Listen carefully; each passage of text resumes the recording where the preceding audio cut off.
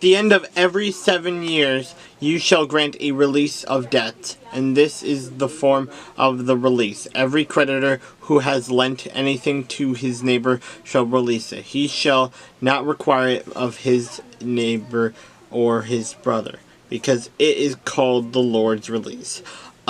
A foreigner you may require it, but you shall give up your claim to what is owed by your brother, except when there may be no poor among you, for the Lord will greatly bless you in the land which the Lord your God is giving you to possess as an inheritance.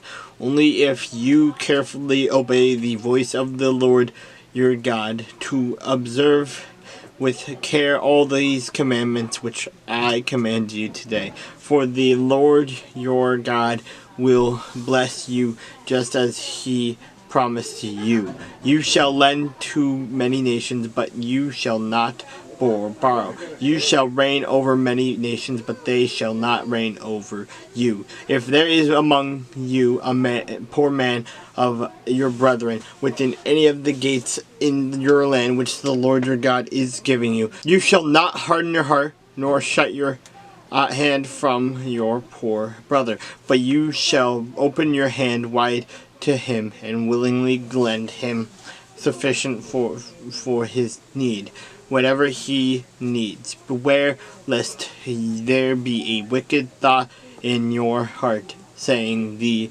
7th year, the year of release, is at hand, and your eye be evil against your brother, and you give him nothing, and he cry out to the Lord against you, and it become sin among you. You shall surely give to him, and your heart should not be grieved when you give to him, because for this thing the Lord your God will bless you in all your works and in all the to which you put your hand, for the poor will never cease from the land. Therefore I command you, saying, you shall open your hand wide to your brother, to your poor and your needy, and your land. If your brother, a Hebrew man or a Hebrew woman, is sold to you and serves you 6 years, then the 7th year you shall let him go free from you, and when you send him away free from you, you shall not let him go away empty-handed.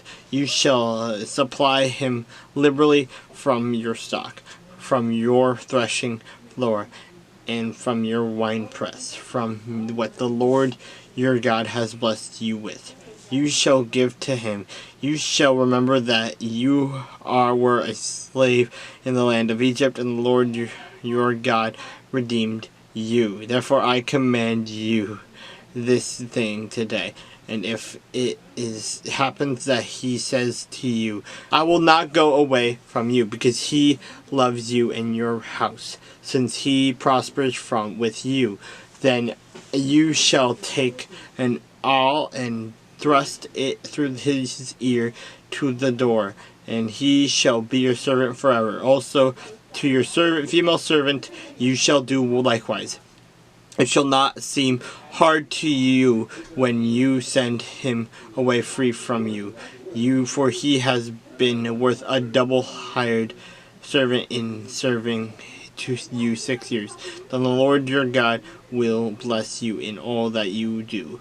All the firstborn males that come from your herd and your flock you shall sanctify to the Lord your God. You shall do no work with the firstborn of your herd, nor shear the firstborn of your flock. You shall in your household shall eat it before the Lord your God year by year in the place which the Lord chooses. But if there is a defect in it, if it is lame or blind or has any serious defect, you shall not sacrifice it to the Lord your God. You shall eat it within your gates. The unclean and the clean person alike may eat it as if it were a gazelle or a deer. Only you shall not eat its blood. You shall pour it on the ground like water.